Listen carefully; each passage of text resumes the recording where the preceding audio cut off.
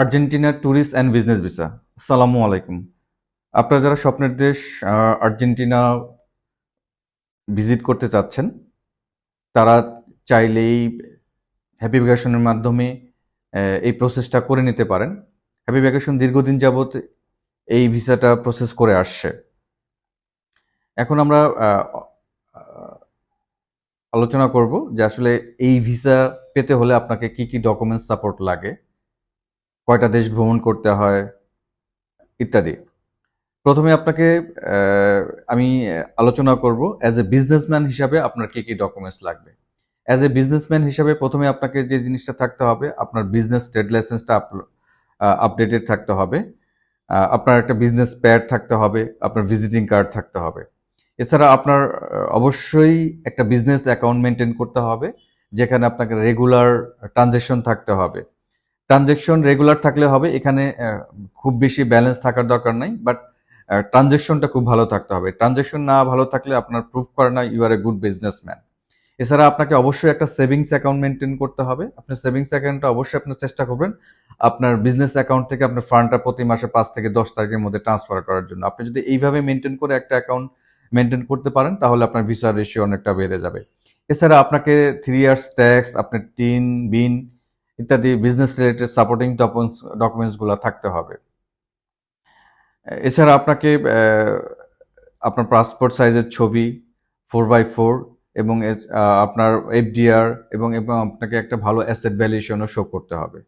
এখন আমরা বলি জব হোল্ডার হিসেবে আপনাকে কি কি ডকুমেন্টস দিতে হবে। অ্যাজ এ জব হোল্ডার হিসেবে অবশ্যই আপনাকে কোম্পানি থেকে এনওসি নিতে হবে এবং আপনার স্যালারি সার্টিফিকেট এবং আপনার ভিজিটিং কার্ড, আইডি কার্ড ইত্যাদি জিনিসগুলো শো করতে হবে। সাথে আপনার যদি আপনার অ্যাকাউন্টে স্যালারি ট্রান্সফার হয়ে থাকে, তাহলে আপনাকে কোনো ধরনের পে স্লিপ দিতে হবে না। আদারওয়াইজ আপনাকে লাস্ট 3 মান্থের পে স্লিপ আপনাকে শো করতে হবে।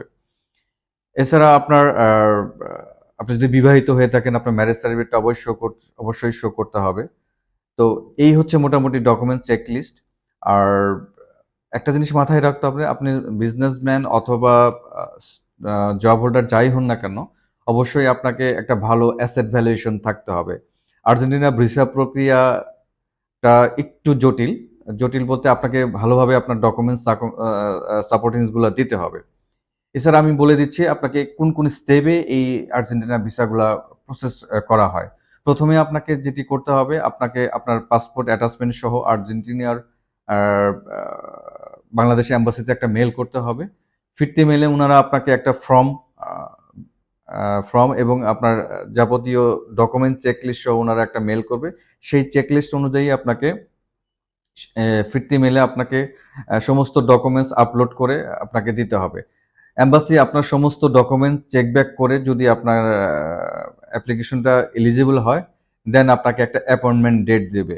সেই অ্যাপয়েন্টমেন্ট ডেটে আপনার সমস্ত ডকুমেন্টসগুলো নিয়ে আপনার আর্জেন্টিনা এম্বাসিতে একটা ইন্টারভিউ ফেস করতে হবে এবং আপনার এম্বাসি ফি দিয়ে আপনার পাসপোর্টগুলো রেখে আসতে হবে। তারপরে আপনার 10 থেকে 15 দিন পরে আপনাকে মেলে জানানো হবে আপনার পাসপোর্টটা কালেকশন করার পর, এবং কালেকশন হওয়ার পর আপনি বুঝতে পারবেন আপনার ভিসাটা হয়েছে কি হয় নাই। এই হচ্ছে আর্জেন্টিনা ভিসার মোটামুটি প্রসেসিং। তো আরো ডকুমেন্ট চেক লিস্টগুলো আমরা ক্যাপশনও দিয়ে দিব, আপনারা চাইলে দেখে নিতে পারেন। সেটা এই সম্বন্ধে আরো বিস্তারিত জানতে হলে আপনারা আমাদের অফিস ভিজিট করতে পারেন। আমাদের অফিস অ্যাড্রেস হচ্ছে house number 1263, road number 10, avenue 2, Mirpur DSS.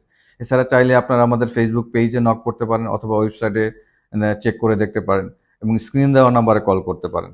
ধন্যবাদ, সবাই ভালো থাকবেন, হ্যাপি ভ্যাকেশনের সাথেই থাকবেন। আল্লাহ হাফেজ।